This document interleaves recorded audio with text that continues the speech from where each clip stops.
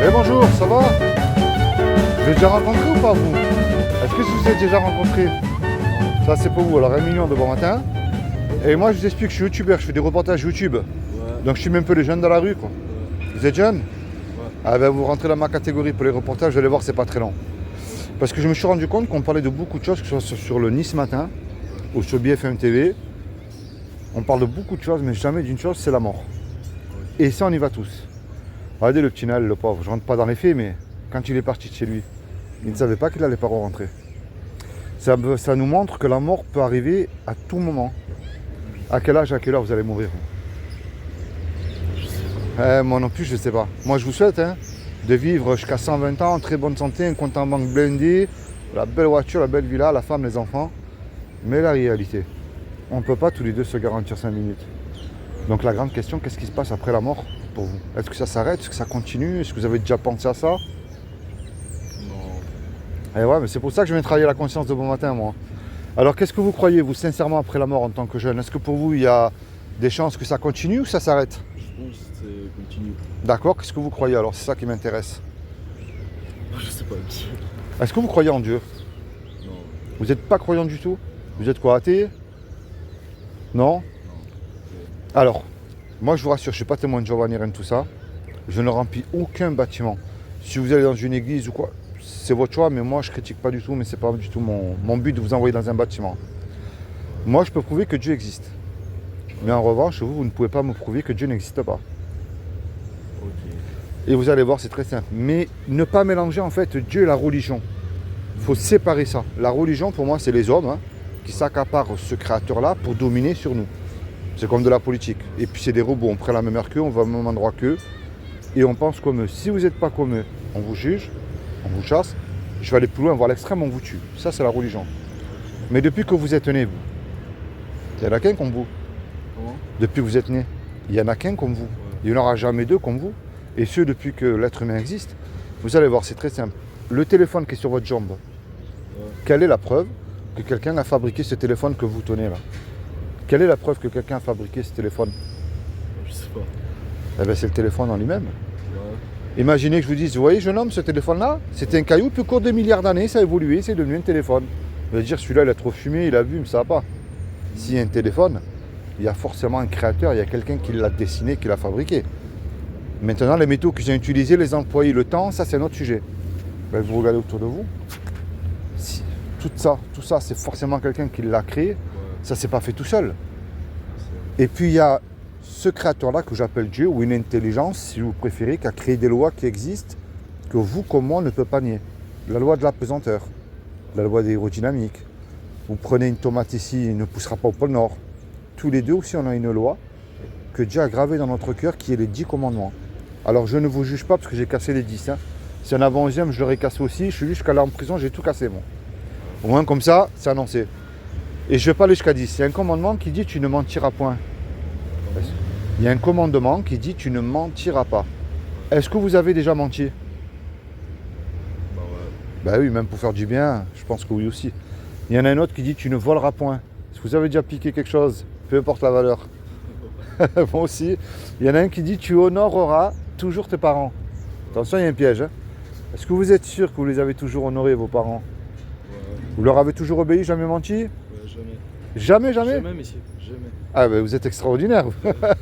Il y en a un qui dit tu mettras toujours Dieu en premier dans ton cœur. Est-ce que vous le mettez tout le temps en premier dans votre cœur? Parce que je vous explique, si vous vivez encore aujourd'hui, c'est une grâce que Dieu vous accorde. Est-ce que vous le mettez en premier dans votre cœur, Dieu? Ouais. Toujours? Même quand ça va pas, vous le mettez aussi quand ça va bien aussi? D'accord. Bon, vous avez quand même échoué sur 2 tests. Sur le vol et le mensonge. Il faut savoir que dans la parole de Dieu, il y a écrit ni les menteurs, ni les voleurs n'entreront dans le royaume de Dieu. Alors si Dieu vous juge là sur cette loi que vous avez admis, quand même que vous avez cassée, puisque dans la Bible, il y a écrit lorsqu'on casse un seul commandement, à ses yeux, c'est comme si on les a tous cassés. Imaginez un Dieu tellement saint, on ne peut pas l'approcher comme ça, c'est pas possible. Est-ce que vous êtes coupable ou innocent là alors? Coupable, et ouais. Et si on est coupable, l'enfer ou le paradis? Non. Et voilà, c'est pas comme si vous faites 10 ans de prison. C'est éternel. L'enfer, c'est un endroit où il y aura des vers qui ne meurent point et des regrets. Mais moi, je veux pas que vous y allez, hein. Même pas mon pire ennemi. Est-ce que vous savez ce qu'il faut faire pour éviter d'y aller alors en enfer? Est-ce que vous voulez savoir? Vas-y. Allez, je vous le dis, comme ça vous le saurez. Alors, ça c'est la mauvaise nouvelle que je peux te tutoyer, hein. Tu peux me tutoyer aussi, hein. C'est la mauvaise nouvelle que je t'ai annoncée. C'est-à-dire qu'elle montre cette loi que toi et moi, on ne peut pas se juger. Moi, j'ai fait la même chose que toi. Moi, j'ai pas le droit de te juger. J'ai déjà menti, j'ai déjà volé, j'ai désobéi à mes parents, j'ai tout cassé, moi. Mais elle montre aussi qu'elle ferme la bouche à tous les religieux qui se croient mieux que nous aussi, hein. Et ça, c'était la mauvaise nouvelle. C'est le diagnostic, si tu préfères. Mais c'est vrai que Dieu, il nous aime. Parce que Dieu est un créateur. Je t'ai expliqué ce que c'est qu'une création, que Dieu a tout créé. Un footballeur, ben, il aime son ballon et ses matchs. Un pâtissier, il aime les gâteaux qu'il fabrique. Et Dieu, c'est la même chose. Il ne veut pas nous y envoyer en enfer. Malgré, c'est le péché qui nous éloigne de Dieu et qui nous y envoie en enfer. Parce que Dieu, ce n'est pas le péché qui va envoyer en enfer. C'est bien le pécheur. Eh ben, il y a 2000 ans, il a pris une forme humaine. Dieu s'est enveloppé d'un corps qui est Jésus le Christ. Et je parle du vrai, moi. Parce que tout le monde a le sien aujourd'hui. Et il a dit, quiconque croit. Il n'a pas dit le faire. Il n'a pas dit de suivre un pape, d'allumer des cierges, de prier Marie, de faire des croisades. Il a dit de croire. De croire que Jésus est le Fils de Dieu, qu'il est ressuscité du royaume des morts le 3e jour. Ben, il aura la vie éternelle à mes côtés. Mais de croire, c'est bien. Ça ne suffit pas. Parce que les démons, ils y croient aussi. Et eux, ils tremblent. Alors moi, mon but envers toi aujourd'hui, des abonnés et des vues, je m'en fous de ça. C'est pas ça qui compte.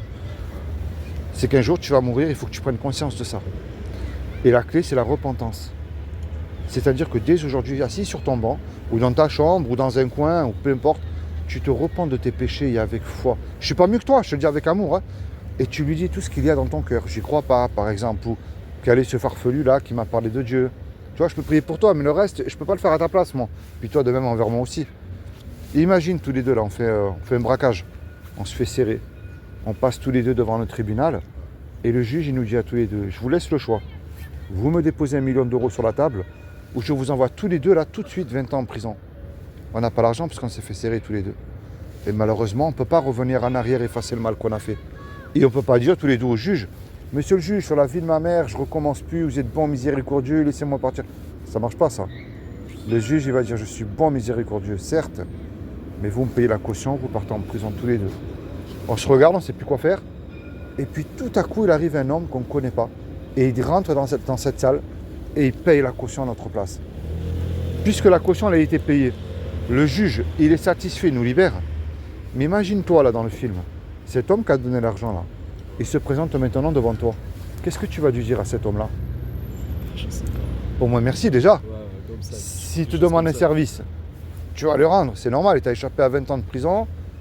Mais tu vois cette image que je viens de te donner là, c'est ce que Jésus a fait pour toi, il y a 2000 ans sur la croix. Quand Jésus est mort à la croix, il est mort pour tes péchés. Son sang a coulé pour toi, on l'a insulté, on lui a arraché les poils de la barbe, on lui a craché dessus. Il a simplement dit, Père, pardonne-leur parce qu'ils ne savent pas ce qu'ils font. Alors moi aujourd'hui, ce que je t'amène, ce n'est pas une religion, parce que Jésus n'est pas une religion. On en a fait une religion, on en fait certes aussi pour s'en mettre plein les poches, voire même des sectes, mais c'est pas ça, ils ne le connaissent pas. Ils sont jugés sévèrement ces gens-là. Moi ce que je t'amène, c'est un sauveur. C'est dès aujourd'hui, tu l'acceptes et tu le confesses de ta bouche, que tu reconnais que tu es un pécheur et que tu acceptes Jésus comme sauveur et Seigneur. Maintenant, c'est à toi seul de le faire. Merci. Est-ce que tu as déjà lu la Bible? Ouais. Est-ce que tu as une Bible à toi personnelle à la maison?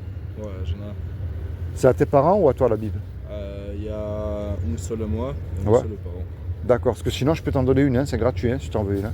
Bah non, j'ai déjà un. D'accord. J'en ai un. C'est comment ton prénom? Moi c'est Philippe. Mon prénom c'est Vladislav. Vlad. Vlad. Ouais. Ben, sois béni Vlad, toi et toute ta famille. Je te remercie pour les quelques minutes. Merci. J'espère que tu vas te souvenir de ce que je t'ai dit. Ok, je vais. Hein Vlad? Et ça c'est ce qu'on a discuté tous les deux. Et monsieur, c'est où l'adresse? Il n'y a pas, en fait, tu vois, moi, il n'y a pas d'adresse d'église. Comme je t'ai dit, je ne remplis pas les bancs des églises. C'est dans ton cœur. C'est avec tes mots à toi, tu parles à Dieu tout seul. Tu comprends? Parce que si je t'emmène dans une église et que tu es déçu, tu vas me dire, mon ami, regarde où tu m'as emmené. Non, moi, c'est pas ça. C'est dans ton cœur. L'église, c'est toi et moi qu'on a reconnu Jésus comme sauveur. C'est pas un bâtiment, l'église, tu vois. Allez, sois béni, toi et tes parents. Puis merci pour les quelques minutes. Au revoir, merci. Et bonjour. Ça, c'est pour vous. Ça va bien.